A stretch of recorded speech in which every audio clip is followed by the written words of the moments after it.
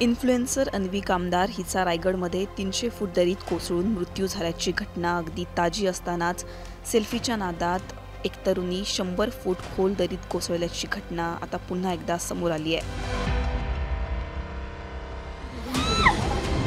ट्रेकर्समुळे या तरुणीला जीवनदान मिळालंय। साताऱ्यातील थरारक घटनेचा हा व्हिडिओ सध्या सोशल मीडियावर चांगलाच व्हायरल होतोय।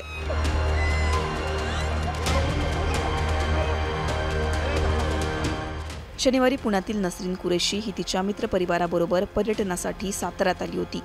बोरणे घाटात सेल्फी काढताना नसरीन 100 फूट खोल दरीत कोसळली। ट्रेकर्स आणि स्थानिकांच्या मदतीनं दोरीच्या सहाय्यानं खोल दरीत उतरून या तरुणीला वाचवण्यात यश आलंय। तिच्यावर साताऱ्यातील खासगी रुग्णालयात उपचार सुरू आहेत। पर्यटकांनी आता तरी जीव धोक्यात घालून बंदी असलेल्या पर्यटनस्थळी जाणं टाळावं, सेल्फीचा मोह आवरावा हेच या घटनेवरून आता लक्षात येत आहे। ब्युरो रिपोर्ट, मुंबई तक।